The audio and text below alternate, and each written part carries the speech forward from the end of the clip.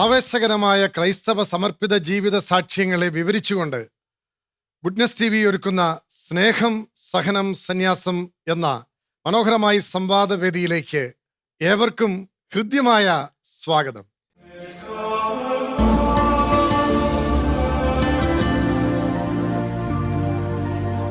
കത്തോലിക്ക സഭയിൽ സന്യാസ സമൂഹങ്ങൾ ഒരത്ഭുതമാണ്. വ്യത്യസ്തമായ കാര്യസവും മിഷനും ആരുടെയൊക്കെയോ ഉള്ളിൽ തമ്പുരാൻ ഉദിപ്പിക്കുമ്പോൾ വിവിധ സന്യാസ സഭകൾക്ക് രൂപം ലഭിക്കുകയെ അത്തരത്തിൽ കത്തോലിക്ക സഭയിൽ, കേരള കത്തോലിക്ക സഭയിൽ തൃശൂർ അതിരൂപതയിൽ രൂപം കൊണ്ട congregation of the sisters of charity എന്ന ഒരു സന്യാസ സമൂഹത്തെ ആദ്യമായി ഗുഡ്നസ് TVയുടെ സ്നേഹം സഹനം സന്യാസം എന്ന മനോഹരമായ ഈ വേദിയിൽ പരിചയപ്പെടുത്തുകയാണ്. ഈ സന്യാസ സഭയെ പ്രതിനിധീകരിച്ചുകൊണ്ട് ഇന്ന് ഈ വേദിയെ അലങ്കരിക്കുന്നത് സമർപ്പണ ജീവിതത്തിന്റെ നൂതന ഭാഷ്യമായ sister Leena Kaitharath CSC. Sister Leena Kaitharath CSC Thrissur ജില്ലയിൽ ഇരിങ്ങാലക്കുട രൂപതയിലെ കുറ്റിക്കാട് ഇടവക കൈതാരത്ത് ഭവനത്തിൽ റാഫേൽ മേരി ദമ്പതികളുടെ മൂന്നാമത്തെ മകൾ. MA, MPhil, B.Ed തുടങ്ങിയ ഉന്നത വിദ്യാഭ്യാസം നേടിയ sister congregation of the sisters of charity അംഗമാണ്. അധ്യാപനത്തിലൂടെ അനേകം വിദ്യാർത്ഥികളെ അറിവിൻ്റെ വെളിച്ചത്തിലേക്ക് നയിക്കുന്ന സിസ്റ്റർ തൻ്റെ കോൺഗ്രിഗേഷനിലെ വികാർ പ്രൊവിൻഷ്യൽ സ്ഥാനം വഹിക്കുന്നു. ഇരുളു നിറഞ്ഞ ലോകത്തെ വെളിച്ചത്തിലേക്ക് നയിക്കാനുള്ള സഭയുടെ യത്നത്തിൽ പങ്കാളിയായ സിസ്റ്റർ ലീനയ്ക്ക് സ്നേഹം സഹനം സന്യാസം എന്ന പ്രോഗ്രാമിലേക്ക് ഹൃദ്യമായ സ്വാഗതം.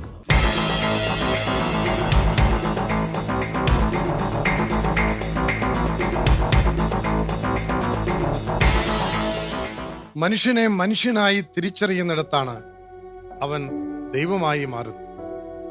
ക്രിസ്തുവിന്റെ മുഖം എല്ലാവരുടെയും മുഖഭാഷയായി തിരിച്ചറിയുന്ന ഒരു സമർപ്പിതയാണ് ഇന്ന് നമ്മുടെ മുമ്പിൽ ഗുഡ്നസ് TVയുടെ സ്നേഹം സഹനം സന്യാസം എന്ന മനോഹരമായ സംവാദവേദിയിൽ അതിഥിയായി എത്തിയിരിക്കുന്നു sister Leena Kaitharam.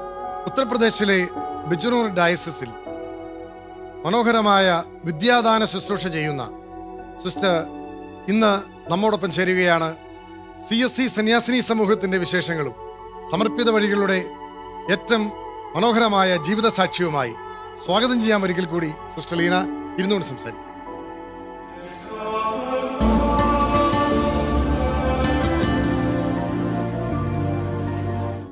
Sister Leena, goodness TVയുടെ നല്ല പരിപാടിയിൽ സ്വന്തം സന്യാസ സമൂഹത്തെ അവതരിപ്പിച്ചുകൊണ്ട് തന്നെ നമുക്ക് തുടങ്ങാം അല്ലേ? CSC സന്യാസിനി സമൂഹം തൃശൂർ അതിരൂപതയിൽ ആരംഭിച്ച് ഇന്ന് ലോകത്തിൻ്റെ വിവിധ രാജ്യങ്ങളിലേക്ക് പടർന്ന് പന്തലിച്ച നൂറുകണക്കിന് സമർപ്പിതരുള്ള ഒരു നല്ല സന്യാസിനി സമൂഹമാണ്. ആ സഭയുടെ സ്വന്തം സഭയുടെ സ്ഥാപകൻ ആരാണ്? എന്തുകൊണ്ടാണ് ഈ ഒരു സന്യാസ സഭ തിരഞ്ഞെടുക്കാനുള്ള കാരണം? ഈ സഭയുടെ കാര്യസം എന്താണ്? പ്രവർത്തന മേഖലകൾ ഒന്ന് പറഞ്ഞുകൊണ്ട് ആരംഭിക്കും. 1944 ഞങ്ങളുടെ സഭ സ്ഥാപിക്കപ്പെടുന്നത്. സ്ഥാപക പിതാവ് റെവറൻഡ് ഫാദർ അഗസ്റ്റിൻ ജോൺ ഊക്കനച്ചൻ. അദ്ദേഹം തൻ്റെ ചെറുപ്പത്തിലെ തന്നെ അദ്ദേഹത്തിൻ്റെ മാതാപിതാക്കൾ നഷ്ടപ്പെട്ടു. അപ്പം അങ്ങനെയുള്ള ഒരു ബാക്ക്ഗ്രൗണ്ടിൽ നിന്നാണ് വൈദികനായിട്ട് അദ്ദേഹം വരുന്നത്. അതുകൊണ്ട് തന്നെ വൈദികനായ ശേഷം നമ്മുടെ സെൻറ് തോമസ് കോളേജിലെ അസിസ്റ്റന്റ് പ്രൊഫസറായിട്ട് ജോലി ചെയ്യുന്ന സമയത്തും അതുപോലെ പിതാവിൻ്റെ സെക്രട്ടറി ഒക്കെ ആയിട്ട് ജോലി ചെയ്യുന്ന ആ സമയങ്ങളിൽ തന്നെ അദ്ദേഹത്തിന് ഒരു ഉൾവിളി കിട്ടാണ്. അതായത് പാവങ്ങൾക്ക് വേണ്ടി സേവനം ചെയ്യാനായിട്ട് ഇറങ്ങിത്തിരിക്കണമെന്ന്. അപ്പം അതിനുവേണ്ടി അദ്ദേഹം വളരെ റിമോട്ടായിട്ടുള്ള, വളരെ അന്നത്തെ കാലത്ത് ചുവന്നൂർ എന്നൊക്കെ പറയുന്നത് വളരെ റിമോട്ടായിട്ടുള്ള ഏരിയയാണ്. അവിടെ അദ്ദേഹം തന്നെ സേവനമായിട്ട് ഏറ്റെടുക്കുകയാണ്. അവിടുത്തെ തീരെ പാവപ്പെട്ട ജനങ്ങളെ, അന്ധവിശ്വാസത്തിലും അങ്ങനെയുള്ള ഒരു കാലഘട്ടത്തിൽ ജീവിച്ചിരുന്ന ജനങ്ങളെയാണ് അവരെ ഉദ്ധരിക്കാൻ വേണ്ടിയിട്ട് അദ്ദേഹം തൻ്റെ സേവനം പൂർണ്ണമായിട്ട് കാഴ്ചവെച്ചു. അതിനുശേഷമാണ് അവിടെ പോയി ജോലി ചെയ്യാൻ ആരംഭിച്ചതിന് ശേഷമാണ് ഈ സഭ സ്ഥാപിക്കാനുള്ളത്. കാരണം ആൾക്ക് കുറച്ച് ആളുകളെയൊക്കെ വേണമല്ലോ ഇതിന് പ്രവർത്തിക്കാൻ വേണ്ടിയിട്ട്. അപ്പം അതിനു വേണ്ടിയിട്ട് അത് സഭ സ്ഥാപിക്കാനായിട്ട് അദ്ദേഹം തീരുമാനിക്കുകയും അങ്ങനെ ചൊവ്വന്നൂർ ആസ്പദമാക്കിയിട്ടാണ് ഞങ്ങളുടെ സഭ സ്ഥാപിക്കപ്പെടുന്നത്. ചൊവ്വന്നൂരാണ് അല്ലേ? എന്തായിരുന്നു സഭയുടെ കാര്യസം? എന്താണ് ക്യാരിസം അദ്ദേഹം ഇതുപോലെ തന്നെ 2 തരത്തിലാണ് ചിന്തിച്ചത്. അപ്പൊ ജീവകാരുണ്യ പ്രവർത്തനങ്ങളിലൂടെ പാവങ്ങളിലേക്ക് ഇറങ്ങിച്ചില്ല. അപ്പൊ മെയിനായിട്ട് ഞങ്ങളുടെ സിദ്ധിയായിട്ട് നിൽക്കുന്നത് യേശുവിനോടായിട്ട് താതാത്മ്യം പ്രാപിക്കുക. ഒന്നാമത്തെ ഒരു തലം എന്ന് പറയുന്നത് ഈശോയായിട്ട് താതാത്മ്യം, അതും ക്രൂശിതനായ ഈശോ. ഞങ്ങളുടെ ഒരു സ്പെഷ്യൽ ഇതാണ്, ക്രൂശിതനായ ഈശോയായിട്ട് താതാത്മ്യം പ്രാപിക്കുക. അവിടെ നിന്ന് കിട്ടുന്ന ആ ദൈവിക അനുഭവം, എക്സ്പീരിയൻസ്, കരുണാർദ്ദ സ്നേഹം, അത് ഈ പാവപ്പെട്ട ജനങ്ങൾക്ക് ജീവകാരുണ്യ പ്രവർത്തനങ്ങളിലൂടെ പങ്കുവയ്ക്കാം. ഈശോയുടെ താതാത്മ്യം പ്രാപിച്ച് ആ കരുണാർദ്ദ സ്നേഹം പാവങ്ങളിലേക്ക് പകർന്നു കൊടുക്കുക. അതാണ് ഞങ്ങളുടെ സിദ്ധി ചൈതന്യം. ഈ ഒരു മേഖലയിൽ നിങ്ങൾ ഇപ്പോൾ നിരവധി പ്രവർത്തനങ്ങൾ ചെയ്യുന്നു അല്ലേ? പ്രധാനമായിട്ട് വിദ്യാഭ്യാസ മേഖലയിലാണ്, ഒപ്പം സ്പെഷ്യൽ എഡ്യൂക്കേഷൻ മേഖലയിലും വളരെ കേരളത്തിലേക്ക് ഏറ്റവും അറിയപ്പെടുന്ന ഇരിങ്ങാലക്കുട പ്രതീക്ഷാഭവൻ സ്പെഷ്യൽ സ്കൂൾ പ്രതീക്ഷ നമ്മുടെ CSC സന്യാസ സമൂഹത്തിൻ്റെയാണ്. വളരെ മികച്ച സേവനമാണ് സ്കൂളൊക്കെ ചെയ്യുന്നത്. അപ്പം അങ്ങനെയുള്ള നിരവധി മേഖലകളിൽ നിങ്ങൾ പ്രവർത്തിക്കുന്നുണ്ട്. നിരവധി സ്പെഷ്യൽ സ്കൂൾസും ഉണ്ട്, റെഗുലർ സ്കൂൾസും ഉണ്ട്. അപ്പം ഏതൊക്കെയാണ് പ്രവർത്തന മേഖലകൾ സഭയുടെ? ഞങ്ങളുടെ ഒരു പ്രത്യേകത എന്ന് പറയുന്നത്, സ്ഥാപക പിതാവ് ഞങ്ങൾക്ക് പകർന്നു നൽകിയ ഒരു വലിയ ചൈതന്യം എന്ന് പറയുന്നത്, ദൈവം ആവശ്യപ്പെടുന്നിടത്ത് തിടുക്കം കൂടാതെ ഇറങ്ങിച്ചെല്ലുക. അതാണ് അദ്ദേഹത്തിന്റെ ആപ്തവാക്യം. അപ്പൊ ഞങ്ങൾക്ക് ഇന്നതെന്ന് പറഞ്ഞ സ്കൂള്, ഹോസ്പിറ്റല് അങ്ങനെയില്ല. എവിടെ ഞങ്ങളെ കൊണ്ട് ആവശ്യമുണ്ടോ. അതുകൊണ്ടാണ് അന്നത്തെ കാലത്തൊക്കെ സ്പെഷ്യൽ സ്കൂൾസ് തുടങ്ങിയേക്കണ ആളുകളൊക്കെ കുറവായിരുന്നു. അതുപോലെ വീടുകളിലേക്ക് ഇറങ്ങിച്ചെന്ന് പ്രവർത്തിക്കുക. അപ്പൊ അന്ന് ഹോളി ഫാമിലി സിസ്റ്റേഴ്സാണ് സഭ തുടങ്ങുമ്പോൾ പുറത്തേക്ക് ഒരു കുറച്ചെങ്കിലും, അന്നൊക്കെ സിസ്റ്റേഴ്സ് അധികം പുറമെ പോയി ജോലി ചെയ്യുന്നവരൊക്കെ വളരെ, അതായത് സന്യാസ സമൂഹം അതിന്റെ വേലിക്കെട്ടിന്റെ ഉള്ളില് അങ്ങനെയുള്ള ഒരു ഇതിൽ നിന്ന് മാറി സ്ഥാപപിതാവ് മറ്റുള്ളവരുടെ ഇറങ്ങി പ്രവർത്തിക്കാനായിട്ട്, അപ്പം വീടുകളിൽ പോവുക, അവരെ ശുശ്രൂഷ ചെയ്യുക, ആവശ്യത്തിലിരിക്കുന്ന അങ്ങനെ ഒരു പ്രവർത്തനമായിരുന്നു. അപ്പൊ അതിനെ കേന്ദ്രീകരിച്ച് ഞങ്ങള് ഏജ്ഡ് ഹോംസ്, ഓർഫനേജ്, പിന്നെ ഇതുപോലെയുള്ള മെന്റലി റിട്ടയർഡ് ചലഞ്ചഡ് ആയിട്ടുള്ള പിള്ളേർക്കുള്ള സ്ഥാപനങ്ങൾ, ജയിൽ മിനിസ്ട്രി ചെയ്യുന്നുണ്ട്, എയ്ഡ്സ് രോഗികൾക്ക് വേണ്ടിയുള്ള പ്രവർത്തനങ്ങൾ ചെയ്യുന്നുണ്ട്, പിന്നെ സോഷ്യൽ വർക്ക് വളരെ കാര്യമായിട്ട് ചെയ്യുന്നുണ്ട്. ഓറ എന്ന് പറഞ്ഞ വലിയൊരു സെന്റർ ഞങ്ങൾക്ക് തൃശ്ശൂരുണ്ട്.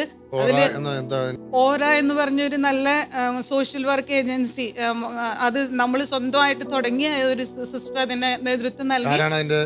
സിസ്റ്റർ ജിസ് തെരേസ് ആണ് അതിനുവേണ്ടി പ്രവർത്തിച്ചുകൊണ്ടിരിക്കുന്നത്. അതിൽ അവർ മെയിൻ ആയിട്ട് ചെയ്തുകൊണ്ടിരിക്കുന്നത് സ്കൂളുകൾ ബേസ് ചെയ്ത് കുട്ടികൾക്ക് മോറൽ വാല്യൂസ് കൊടുക്കാനുള്ള ഇതുകൾ ചെയ്യുന്നുണ്ട്. പക്ഷെ അതിലവർ മെയിൻ ആയിട്ട് ചെയ്യുന്നത് ഈ ഡ്രഗ് അഡിക്റ്റഡ്, ഡ്രങ്കാർഡ്സ്, അവരെയൊക്കെ സ്പെഷ്യലി ഇവിടെ കൊണ്ടുവന്ന് ട്രെയിൻ ചെയ്ത് ഇതൊക്കെ മാറ്റി ഈ സെന്ററിൽ കൊണ്ടുവന്ന് സെന്റർ ഉണ്ട്. എത്ര പേരെ വരെ അക്കോമഡേറ്റ് ചെയ്യും?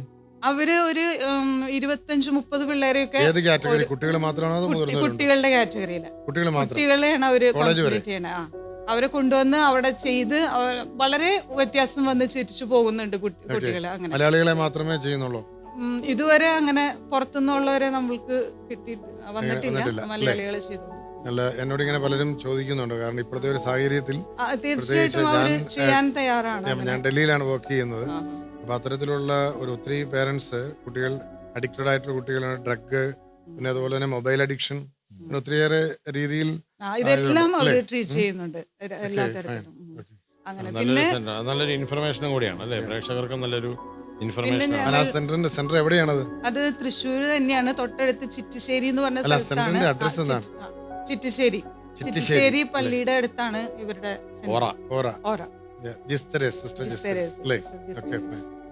പിന്നെ ഞങ്ങൾക്ക് പ്രവർത്തനങ്ങൾ, മിഷൻ പ്രവർത്തനങ്ങൾ ഇതുപോലെ. ഞാൻ മിഷനറിയാണ്, അതുകൊണ്ട് മിഷൻ പ്രവർത്തനങ്ങൾക്ക് വളരെയധികം ഊന്നൽ കൊടുത്തിരുന്നു സ്ഥാപക പിതാവ്. അന്നത്തെ കാലത്ത് അദ്ദേഹം പോയിട്ടില്ലെങ്കിലും മിഷനറി വർക്ക് ചെയ്യാനായിട്ട് അന്നേ തന്നെ സിസ്റ്റേഴ്സിനെ ട്രെയിൻ ചെയ്യിപ്പിച്ചിരുന്നു പോവാനൊക്കെ. കാരണം സഭ സ്ഥാപിച്ച് 10 വർഷത്തിനകം സ്ഥാപക പിതാവ് മരിച്ചു. അപ്പൊ ഞങ്ങള് വളരെ ഒരു ക്രിട്ടിക്കൽ സ്റ്റേജസിലൂടെ. പിന്നെ അന്ന് ഉണ്ടായിരുന്ന 3 മെയിൻ സിസ്റ്റേഴ്സ്, അന്നത്തെ സ്ഥാപിച്ചപ്പോൾ ഉണ്ടായിരുന്ന 2-3 സിസ്റ്റേഴ്സാണ് പിന്നെ സഭേനെ വളർത്തിക്കൊണ്ടുപോയി. കുറേ ക്രൈസിസിൽ കൂടെ കടന്നു പോയിട്ടുണ്ട്. കാരണം അന്നൊന്നും ഒന്നുമില്ല സഭയ്ക്ക്, വളരെ ദരിദ്രമായ ഒരു സഭയായിരുന്നു. അപ്പൊ അത് വളർത്തിക്കൊണ്ടുവരാനായിട്ട് വളരെ കഷ്ടപ്പെട്ടതായിട്ട് ഞങ്ങൾ പറഞ്ഞു കേട്ടിട്ടുണ്ട് അമ്മമാരുടെ കയ്യിൽ നിന്നൊക്കെ. അപ്പൊ എന്ന് പറയാ, നിലയില്ലാ കയത്തിലേക്ക് എടുത്തെറിയപ്പെട്ട ഒരു അവസ്ഥയായിരുന്നു.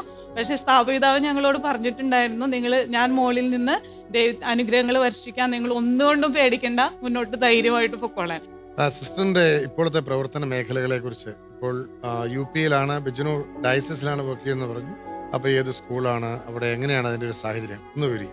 ഞാനിപ്പോൾ വർക്ക് ചെയ്യുന്നത് സെന്റ് മേരീസ് കോൺവെന്റ് സ്കൂൾ, ഹൽദോർ എന്നാണ് ശരിക്കുള്ള സ്ഥലത്തിന്റെ പേര്. ബിജനൂർ ഡയസിസിലാണ്. അവിടെ ഞാനിപ്പോ പ്രിൻസിപ്പലായിട്ട് വർക്ക് ചെയ്യുന്നു. എത്ര കുട്ടികളാണ് അവിടെ? 1400 പിള്ളേരുണ്ട്. അവിടുത്തെ ഒരു പ്രത്യേകത എന്ന് പറയുന്നത്, അവിടെ ഫാമേഴ്സിന്റെ ആണ്. ഇപ്പൊ നമ്മൾ ഇംഗ്ലീഷ് മീഡിയം സ്കൂൾ എന്നൊക്കെ പറഞ്ഞാലും അതൊരു റിമോട്ട് ഏരിയ തന്നെയാണ്. ഞങ്ങളൊക്കെ അവിടെ ചെല്ലണ സമയത്ത് തനി കാടായിരുന്നു അവിടെ. അത്രയും ഒട്ടും ജനവാസമില്ലാത്ത, അങ്ങനെ വളരെ ഇന്റീരിയർ ആയിട്ടുള്ള ഏരിയ ആയിരുന്നു. കാര്യമാണ്. കാരണം അങ്ങനെയുള്ള സ്ഥലങ്ങളാണ് ഞങ്ങൾ തിരഞ്ഞെടുക്കാറ്. അത് ഡെവലപ്പ് ചെയ്തു. ഞങ്ങൾ ക്ഷണിച്ചത് ബിഷപ്പ് ഗ്രേഷ്യൻ മുണ്ടാടൻ, അന്നത്തെ ബിഷപ്പ് ഗ്രേഷ്യൻ.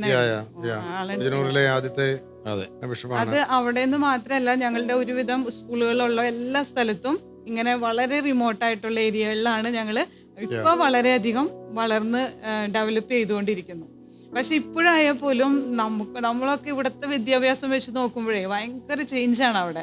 അവിടുത്തെ പിള്ളേരെന്ന് പറഞ്ഞാൽ ഫാമേഴ്സിന്റെ പിള്ളേരാണ്. പാരന്റ്സിനൊന്നും വലിയ കെയറൊന്നുമില്ല. വേണമെങ്കിൽ പൊക്കോട്ടെ, സ്കൂളിൽ പഠിക്കണമെങ്കിൽ പഠിച്ചോട്ടെ. അപ്പൊ ശരിക്കും പറഞ്ഞാൽ ഒരു സോഴ്സ് നമ്മൾ മാത്രമാണ് അവർക്ക്. നമ്മളാവുന്ന ഒരു സോഴ്സാണ് അവർക്ക് ഉള്ളൂ. പിന്നെ ട്യൂഷൻ പോലും അവിടെ സത്യത്തിൽ കുഞ്ഞുങ്ങളെ നിർബന്ധിച്ച് സ്കൂളിൽ കൊണ്ടുവരുന്നത് നമ്മളാണ്. മാതാപിതാക്കൾക്ക് അങ്ങനെ നിർബന്ധമില്ല. അവര് കൊണ്ടുവന്നിടും, പക്ഷെ ബാക്കി പണിയൊക്കെ നമ്മുടെ. ഇടയ്ക്കൊക്കെ ഞാൻ എൻ്റെ അനുഭവത്തില് 10ാം ക്ലാസ്സിലെ കുട്ടികളെ വീട്ടിൽ പോയി കൊണ്ടുവന്ന സംഭവം വരെ ഉണ്ടായിട്ടുണ്ട്. അതായത് പഠിക്കാൻ ക്ലാസ്സുകളിൽ കണ്ടിന്യൂസ് വരാതെ നമ്മൾ വീട്ടിൽ പോയി വണ്ടി എടുത്ത് പോയി പിടിച്ചുകൊണ്ടെന്ന് ഇരുത്തുന്ന അവസ്ഥ. സ്കൂളിൽ നഴ്സറി തുടങ്ങി പഠിക്കുന്ന പിള്ളേർ 10ാം ക്ലാസ് 9ാം ക്ലാസ്സിലൊക്കെ എത്തുമ്പോ. പിന്നെ അത് മാത്രല്ല, അവരുടെ ഒരു പ്രശ്നം എന്ന് പറയുന്നത് ഈ കൊയ്ത്തൊക്കെ വരുന്ന സമയത്ത്, അല്ലെങ്കിൽ അവിടെ കരിമ്പാണ് മെയിൻ കൃഷി. അപ്പൊ അതൊക്കെ വരുന്ന സമയത്ത് ഈ പിള്ളേരാണ് പോണേ കൊയ്ത്തിനും കരിമ്പ് വെട്ടാനും ഒക്കെ. അപ്പൊ നമുക്ക് വലുതെന്ന് തോന്നുന്നു, ഏപ്രിലിൽ സ്കൂൾ തുറന്ന ഇവര് ചിലപ്പോ മെയ് ജൂലൈ ഒക്കെ ആവുമ്പോഴാണ് ചിലവര് സ്കൂളിൽ അവര് നല്ല അടിപൊളിയായിട്ട് കരിമ്പൊക്കെ വെട്ടി ജീവിച്ചോണ്ടിരുന്നതാ. അങ്ങനത്തെ ഒരു സിറ്റുവേഷനുള്ള സാമ്പത്തിക സ്ഥിതി എങ്ങനെയാണ്, സാമൂഹിക വ്യവസ്ഥ എങ്ങനെയാണ്? സാമ്പത്തിക സ്ഥിതി എന്ന് പറഞ്ഞു കഴിഞ്ഞാൽ ഇവര് കൃഷിക്കാരാണെങ്കിൽ ഇപ്പൊ പുറമെ നമ്മൾക്ക് അവർക്ക് ഒന്നും ഇല്ലാത്തവരായിട്ട് നമുക്ക് തോന്നുള്ളൂ. പക്ഷെ കൃഷിക്കാരായതുകൊണ്ട് കൃഷി ചെയ്ത് കിട്ടുന്ന ആ ഒരു ഏണിങ്സ് ഉണ്ട് അവർക്ക്. അതുകൊണ്ട് അവര്, പക്ഷെ അതേസമയം വളരെ പാവപ്പെട്ട ജനങ്ങളുണ്ട്. അവരിൽ നിന്നും ആളുകൾ ഇങ്ങനെ സർക്കാർ ജോലിക്കോ അല്ലെങ്കിൽ പൊതുസമൂഹത്തിന്റെ മുഖ്യധാരയിലേക്കൊക്കെ എന്തുമാത്രം ആളുകൾ മുന്നോട്ട് വന്നിട്ടുണ്ട്? ഇപ്പം ഒക്കെ വന്നു തുടങ്ങി. നിങ്ങളുടെ സ്കൂൾ എത്ര നാളായി അവിടെ ആയിട്ട്? ഞങ്ങളുടെ സ്കൂൾ ഇപ്പൊ 15 വർഷം ആയിട്ടുള്ളൂ. കാരണം ഫസ്റ്റ് ബാച്ച് കഴിഞ്ഞിട്ട് 2-3 ഫസ്റ്റ് ബാച്ച് കഴിഞ്ഞിട്ടേ ഉള്ളൂ. ആ ഏരിയയിൽ വേറെ സന്യാസ സഭകളോ മറ്റാരെങ്കിലും ഒക്കെ സ്കൂളുകൾ നടത്താം? നമ്മുടെ ബിജനൂർ ഡയസിസിന്റെ കീഴിൽ ഒത്തിരി സ്കൂൾസ് ഉണ്ട്. ഒത്തിരി സ്കൂളുകളുണ്ട്. അപ്പൊ മൊത്തത്തിൽ എന്തുമാത്രം കുട്ടികൾ സ്കൂളുകളിൽ വരുന്നുണ്ട്? നമ്മുടെ ഓൾ ഡയസിസിലാണെങ്കിൽ ഒരു 50,000-ലധികം ഒക്കെ പിള്ളേര് ഇപ്പോൾ സ്കൂളുകളിൽ വരുന്നത്. എല്ലാവരും തന്നെ ഇങ്ങനെയുള്ള ഫാമേഴ്സിന്റെ, പക്ഷെ ചിലയിടത്തുണ്ട് സെന്ററിലുള്ള സ്കൂൾസും ഉണ്ട്. പക്ഷെ ഓൾമോസ്റ്റ് നമ്മള് വില്ലേജ് ഏരിയകളിലാണ്. മെയിൻലി ബിജനൂർ ഡയസിസ് വർക്ക് ചെയ്യുന്നത് വില്ലേജ് ഏരിയകളിലാണ്. യാത്രാ സൗകര്യമൊക്കെ ഉള്ള സ്ഥലങ്ങളാണോ? ഹിൽസിനെ പറ്റി കേട്ടിട്ടുണ്ടോ? ഞങ്ങളുടെ ബിജനൂർ ഡയസിസിലെ കുറച്ച് സ്കൂളുകള് മലയിലാണ്, ഹിൽസ് ഏരിയയിലാണ്. എന്താണ് അതിന്റെ പ്രത്യേകത? ഈ ഓലിയൊക്കെ മഞ്ഞൊക്കെ വീഴുന്ന ഒരുപാട് ഹിമാചൽ ഏരിയകൾ ഉണ്ടല്ലോ, അതിന്റെ ചൈനയുടെ ബോർഡർ ആണ് ഒരു സ്കൂള് ഉള്ളത്. അത്രയും ദൂരെ. സ്ഥലത്തിന്റെ പേരെന്താണ്? അത് ജോഷിമട്ടാണ് ഏറ്റവും ലാസ്റ്റ് ഉള്ള ഒരു സ്കൂൾ. ഞങ്ങൾക്ക് ശ്രീനഗർ പോണ വഴിയിൽ ഗഡ്വാൾ ശ്രീനഗർ എന്ന് പറഞ്ഞിട്ട്, അത് ഓൺ ദ വേ ടു ഈ ജോഷിമട്ട് അല്ലെങ്കിൽ ഹിൽസിലേക്കുള്ള അവിടെ ഉണ്ട്. അപ്പം അങ്ങനെയുള്ള ഒരു ഏരിയ ആണ്, മഞ്ഞ് വീഴുന്ന. അങ്ങനെ യാത്ര ഭയങ്കര ദുരിതമാണ്. നമ്മളുടെ ഒരു എന്താ പറയുക, ചെറിയ റോഡുകൾ, മലയിലേക്കുള്ള യാത്ര, അങ്ങനെയുള്ള ഏരിയകളിലാണ് ഇവരുടെ മിക്കവാറും സ്കൂള് ഈ ബിജനൂർ ഡയസിസ് വർക്ക് ചെയ്യുന്നത്. അപ്പൊ അവിടെയൊക്കെ എന്താ പറയാ, വളരെയധികം നമ്മളുടെ ഈ സുവിശേഷമോ അല്ലെങ്കിൽ യേശുവിനെ കുറിച്ചോ ഒന്നും അറിയാത്ത ഒരു ഏരിയയിലാണ് നമ്മൾ നമ്മുടെ സേവനം അവിടെ കാഴ്ചവെക്കുന്നത്. അപ്പോൾ അവിടെ പ്രത്യേകത എന്ന് വെച്ച് കഴിഞ്ഞാൽ ഈ പിള്ളേർക്കൊക്കെ മോറൽ വാല്യൂസ് അല്ലെങ്കിൽ അവരെ ധാർമ്മിക മൂല്യങ്ങളിലൊക്കെ വളർത്താനായിട്ടുള്ള വലിയ പ്രയത്നം നമ്മൾ ചെയ്യുന്നുണ്ട് അവിടെ. അവർക്ക് അങ്ങനെ ഒരു അടിത്തറയുണ്ടോ? അടിത്തറ ഇല്ല, അവർക്ക് ഇല്ല, ഒട്ടും തന്നെ ഇല്ല. ഈ ഗ്രാമങ്ങളിലുള്ള കുഞ്ഞുങ്ങളുടെ ഒരു ധാർമ്മിക ബോധം അല്ലെങ്കിൽ അങ്ങനെ ഒരു ചിന്ത അവർക്കില്ല, വളരെ കുറവാണ്. അപ്പൊ ഈ മാതാപിതാക്കളും കുടുംബാംഗങ്ങളും ഒക്കെയുള്ള അവരുടെ ഒരു റിലേഷൻ എങ്ങനെയാണ് കുട്ടികളുടെ? അവരുടെ റിലേഷൻ എന്ന് പറഞ്ഞു കഴിഞ്ഞാൽ പാരന്റ്സിന് അവർക്ക് ഭയങ്കര റെസ്പെക്റ്റാണ്.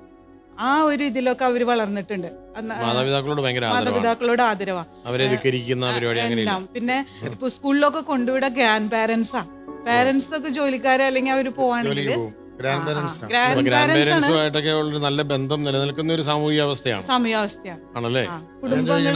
അവരുടെ ഈ ഒരു സാമൂഹിക അവസ്ഥ എന്ന് പറയുമ്പം ഗ്രാൻഡ് പേരൻസും അവരുടെ പേരൻസും ഇവരെല്ലാരും ഒന്നിച്ചാണ് താമസിക്കുന്നത്. ജോയിന്റ് ഫാമിലി ആയിരിക്കും മിക്കവാറും സ്ഥലങ്ങളിൽ. ഞാൻ ചോദിക്കുന്നത് അവരുടെ ഒരു കുടുംബ പശ്ചാത്തലം.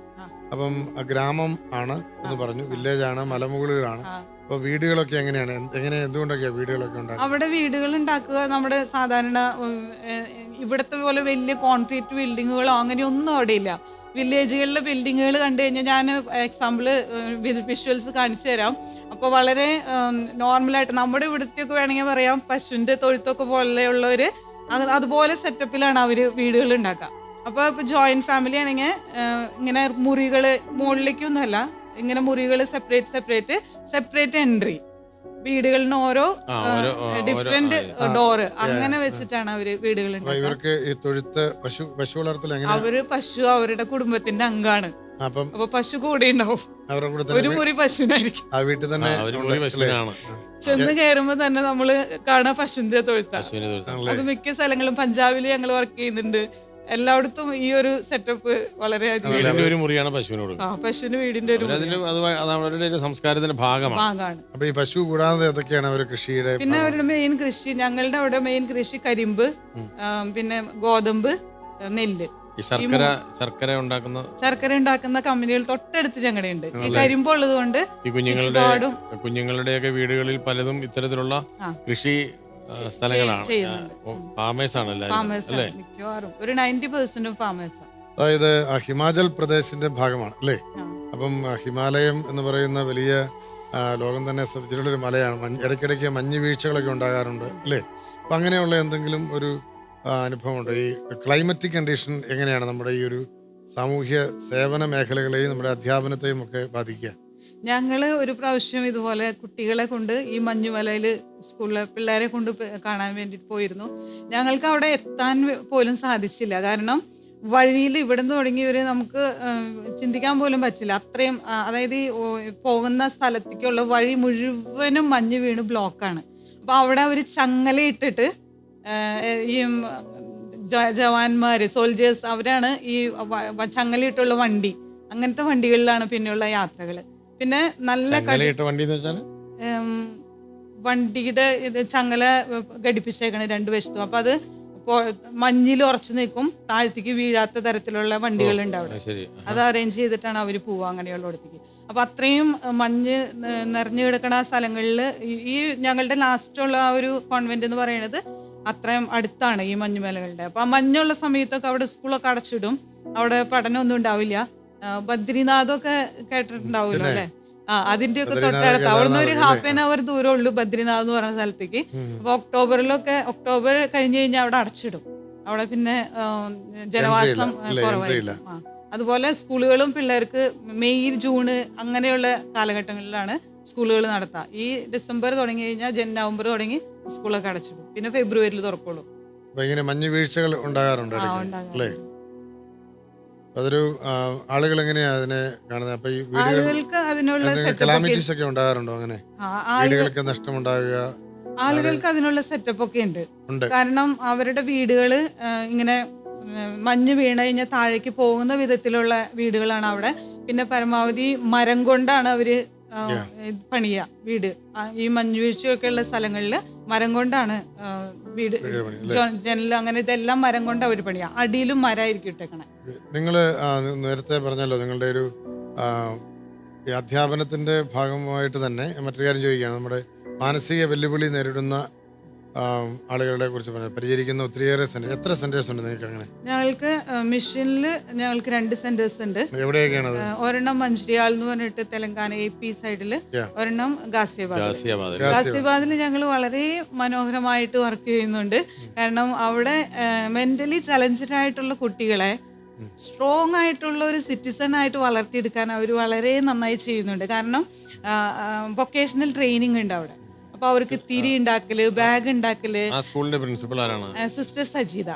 ഗാസിയാബാദിലെ നിങ്ങളുടെ പ്രവർത്തനങ്ങൾ നേരിട്ട് കാണാൻ അവസരം ഉണ്ടായിട്ടുണ്ട്. അതുപോലെ തന്നെ ഡൽഹിയിൽ ഇതര മതസ്ഥരായ ആളുകൾ ഒരുമിച്ച് ചേർന്ന് പങ്കെടുക്കുന്ന ആഘോഷ പരിപാടികളിൽ, പ്രത്യേകിച്ചും ചാവറ കൾച്ചർ സെന്ററിന്റെ നേതൃത്വത്തിലുള്ള നടത്തുന്ന പരിപാടിയാണല്ലോ ക്രിസ്മസ് സെലിബ്രേഷനിലൊക്കെ ഈ കുട്ടികളുടെ കലാപരിപാടികളൊക്കെ അവതരിപ്പിച്ചിട്ടുണ്ട്. വളരെ അത്ഭുതത്തോടു കൂടിയാണ് ഇതര മതസ്ഥരായ ആളുകൾ നമ്മുടെ ക്രൈസ്തവ സമർപ്പിതരുടെ ഇത്തരത്തിൽ വളരെ സമർപ്പിത മൂല്യമുള്ള ഈ പരിപാടികൾ കാണുന്നത്. അപ്പം സിസ്റ്റർ സജിതയുടെ നേതൃത്വത്തിൽ മറ്റ് സിസ്റ്റേഴ്സും വളരെയേറെ താല്പര്യത്തോടു കൂടിയാണ് ഇക്കാര്യത്തിൽ ചെയ്യുന്നത് മനസ്സിലായി. സിസ്റ്റർ സജിതയോട് നമുക്ക് ഈ ഒരു പ്രവർത്തനങ്ങളെ കുറിച്ച് എങ്ങനെയുണ്ടെന്ന് ചോദിക്കാം. Sister Sajitha, sister Leena CSC സന്യാസിനി സമൂഹത്തിൻ്റെ വ്യത്യസ്തമായ സമർപ്പിത വഴികളിലൂടെ നമ്മുടെ ഗുഡ്നസ് TV പ്രേക്ഷകരെ ഇങ്ങനെ കൊണ്ടു നടക്കുകയാണ്. അപ്പം ഗാസിയാബാദിൽ നിങ്ങൾ ചെയ്യുന്ന മാനസിക വെല്ലുവിളി നേരിടുന്ന കുഞ്ഞുങ്ങളെ സമൂഹത്തിന് മുഖ്യധാരയിലേക്ക് പുനർവിന്യസിക്കുന്നതിന് വേണ്ടിയുള്ള പരിശ്രമങ്ങൾ നടത്തുന്നതിൻ്റെ ഒരു നേർക്കാഴ്ചകൾ ഞങ്ങളിപ്പോൾ കാണുകയായിരുന്നു.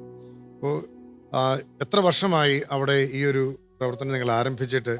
എന്തൊക്കെയാണ് ഇപ്പോൾ നിങ്ങൾ ചെയ്തുകൊണ്ടിരിക്കുന്നത്? എത്ര കുട്ടികളുണ്ട്? എങ്ങനെയാണ് നിങ്ങളുടെ ഈ പ്രവർത്തനങ്ങൾ? ഒരു സാമൂഹികമായ പശ്ചാത്തലം, ഗവൺമെന്റിന്റെ പിന്തുണ, അല്ലെങ്കിൽ നിങ്ങൾ നേരിടുന്ന വെല്ലുവിളികൾ, അതിനെക്കുറിച്ചൊക്കെ ഒന്ന് വിവരിക്കാമോ? കുട്ടികളെ ഏത് രീതിയിലാണ് നിങ്ങൾ പരിശീലിപ്പിക്കുന്നത്? ആ പരിശീലന കാഴ്ചകൾ കാണാൻ ഞങ്ങൾക്ക് താല്പര്യമുണ്ട്. നിങ്ങൾ അതിനെക്കുറിച്ചൊന്ന് വിശദീകരിക്കാം. ആനന്ദ ട്രെയിനിങ് സെന്റർ 1988 ഇവിടെ ആരംഭിക്കുന്നത്. ആരംഭിച്ച സമയത്ത് നമുക്കുണ്ടായിരുന്നത് 12 കുട്ടികളായിരുന്നു. ഇന്ന് ഈ സമയം നമുക്ക് ഏകദേശം 121ഓളം കുട്ടികൾ നമ്മുടെ സ്ഥാപനത്തിലുണ്ട്. നമ്മൾ ഈ കുട്ടികളെ അവരുടെ ഡെയിലി ലിവിങ് സ്കില്ലാണ് ആദ്യമായിട്ട് പഠിപ്പിക്കുന്നത്. സ്വന്തമായിട്ട് അവരുടെ കാര്യങ്ങൾ ചെയ്യാനും മറ്റുള്ളവരുടെ സഹായമില്ലാതെ തന്നെ എല്ലാ കാര്യങ്ങളും ചെയ്യുക എന്നുള്ളതാണ് നമ്മൾ ഉദ്ദേശിക്കുന്നത്. അതിനുശേഷം നമ്മളവരെ അക്കാഡമിക് സ്കിൽ പഠിപ്പിക്കുന്നുണ്ട്. അതിൽ എഴുതാനും വായിക്കാനും ഒക്കെ നമ്മൾ അവർക്ക് പ്രാക്ടീസും പരിചയമൊക്കെ കൊടുക്കുന്നുണ്ട്. പിന്നെ ഒരുവിധം നന്നായിട്ട് പഠിക്കുന്ന കുട്ടികളാണെങ്കിൽ അവരെ നമ്മൾ NIOSന്റെ കീഴിൽ റൈറ്ററോടുകൂടി ഇവരെ എക്സാം എഴുതിക്കുകയും ചെയ്യുന്നുണ്ട്. ഇങ്ങനെയൊക്കെ ചെയ്യുന്നുണ്ടെങ്കിൽ ഇതിൻ്റെ ഇടയിൽ കുറച്ച് കുട്ടികളുണ്ട് സംസാരിക്കാനും നടക്കാനും പിന്നെ ഹൈപ്പർ ആയിട്ടും ഓട്ടിസ്റ്റിക് ആയിട്ടുള്ള കുട്ടികളുണ്ട്. ഇവർക്കെല്ലാം വേണ്ടിയിട്ട് ഡോക്ടേഴ്സ് യഥാസമയം വരികയും അവർക്ക് വേണ്ടി ട്രെയിനിങ് കൊടുക്കുകയും ചെയ്യുന്നത് വഴിയായിട്ട് വളരെയധികം വ്യത്യാസം ഈ കുഞ്ഞുങ്ങളിലും വരുന്നത് നമുക്ക് കാണാൻ സാധിക്കുന്നുണ്ട്. പിന്നെ നമ്മൾ സാമൂഹിക പശ്ചാത്തലത്തെക്കുറിച്ച് പറയുകയാണെങ്കിൽ ഇവിടുത്തെ ആളുകൾ എപ്പോഴും ചിന്തിക്കുന്നത് ഇങ്ങനെയാണ്: ദൈവത്തിൻ്റെ ഒരു ശിക്ഷയായിട്ടാണ്. അവർ കുഞ്ഞുങ്ങളെ അംഗീകരിക്കാനുള്ള ഒരു മനസ്ഥിതി അവരിൽ കാണുന്നില്ല. അതിനൊരു കാരണം ഇതാണ്: അവരുടെ വീട്ടിൽ ആരും ഈ കുഞ്ഞുങ്ങളെ സ്നേഹിക്കുന്നില്ല. ആകെ കൂടി എല്ലാ കാര്യങ്ങളും ചെയ്യുന്നത് അമ്മ മാത്രമായിരിക്കും. അങ്ങനെ ഈ കുഞ്ഞുങ്ങളെ മറ്റുള്ളവരെല്ലാവരും അവോയ്ഡ് ചെയ്യുന്ന ഒരു അവസ്ഥയിലേക്കാണ് വരുന്നത്. ഈ സാഹചര്യത്തിൽ നമ്മൾ അവർക്ക് കൗൺസിലിംഗ് കൊടുക്കുന്നത് വഴിയായിട്ട് നമ്മളവരെ പറഞ്ഞ് മനസ്സിലാക്കിക്കുന്നുണ്ട്. ഈ കുഞ്ഞുങ്ങളെ ദൈവം നമുക്ക് തന്നേക്കുന്നത് വളരെ ഒരു വലിയ ബ്ലെസ്സിങ് ആയിട്ട്. അപ്പോൾ അങ്ങനെ പല പ്രാവശ്യം നമ്മളിങ്ങനെ കൗൺസിലിംഗ് കൊടുത്തു കഴിയുമ്പോൾ അവരിൽ ഒത്തിരി ചേഞ്ചസ് വരികയും ഈ കുഞ്ഞുങ്ങളെ സ്നേഹിക്കുകയും മറ്റുള്ളവരോട് ഈ കുഞ്ഞുങ്ങളെക്കുറിച്ച് പറയുകയും അങ്ങനെ മറ്റുള്ളവരെ നമ്മുടെ അവിടേക്ക് കൂട്ടിക്കൊണ്ടുവരികയും ഒക്കെ ചെയ്യുന്ന ഒത്തിരി കാര്യങ്ങൾ നമുക്ക് കാണാൻ സാധിക്കുന്നുണ്ട്. അതിൽ നിന്നെല്ലാം നമുക്ക് മനസ്സിലാക്കാൻ സാധിക്കുന്നത് ആളുകൾ ഇവരെക്കുറിച്ച് അറിയാനും അവർക്ക് വേണ്ടി പ്രവർത്തിക്കാനും ഇന്നത്തെ സാഹചര്യത്തിൽ മനസ്സ് കാണിക്കുന്നുണ്ടെന്നാണ്. ഗവൺമെൻറ് ആണെങ്കിൽ നമ്മുടെ അടുത്ത് നമുക്ക് അവർ ഗ്രാൻഡ് തരുന്നുണ്ട്. പക്ഷേ ചിലപ്പോഴൊക്കെ വൈകുന്നതുകൊണ്ട് അതിൻ്റെതായ ബുദ്ധിമുട്ടുകളുമുണ്ട്. അതേസമയം ഏറ്റവും കൂടുതൽ പ്രശ്നങ്ങൾ നേരിടുന്നത്, അതായത് വെല്ലുവിളി ഉണ്ടാകുന്നത് ഇവരുടെ മാതാപിതാക്കൾക്കാണ്. കാരണം ഈ മാതാപിതാക്കളുടെ കാലശേഷം ഈ കുഞ്ഞുങ്ങൾക്ക് ആര്, ഇവരുടെ ഉപജീവന മാർഗം എന്ത്, എവിടെ നിന്ന്, ഇങ്ങനെയുള്ള പല ചോദ്യങ്ങളും അവരുടെ മുന്നിൽ ഉയരുന്നത് കൊണ്ട് അങ്ങനെയുള്ള വിഷമങ്ങൾ ഏറിയാണ് അവർ നമ്മുടെ അടുത്തേക്ക് വരുന്നത്. അപ്പം നമ്മൾക്കിത് കേൾക്കുമ്പോഴും നമ്മൾ ഈ ഫീൽഡിലായിരിക്കുന്നതുകൊണ്ട് നമുക്ക് വളരെയധികം പരിചയമുണ്ട്, ഇതെല്ലാം ഇങ്ങനെയൊക്കെയാണ് സംഭവിക്കുന്നത്. എന്നിരുന്നാലും നമുക്കൊരു വ്യക്തമായ മറുപടി അവർക്ക് കൊടുക്കാൻ പറ്റില്ല. കാരണം ഗവൺമെൻറ് ആഗ്രഹിക്കുന്ന രീതിയിലുള്ള എല്ലാ പേപ്പറുകളും നമുക്ക് തയ്യാറാക്കാനായിട്ട് ബുദ്ധിമുട്ടുള്ള ഈ സാഹചര്യത്തിൽ പൂർണ്ണമായി നമുക്കും ഇവരോടൊത്ത് സഹകരിക്കാനും ബുദ്ധിമുട്ടുണ്ട്. എന്നിരുന്നാലും ബാക്കിയുള്ള എല്ലാ കാര്യങ്ങളും നമ്മൾ വളരെ ഭംഗിയായിട്ട് അവരോടുകൂടി സഹകരിച്ച് ചെയ്യാനായിട്ടാണ് പരിശ്രമിക്കുന്നത്.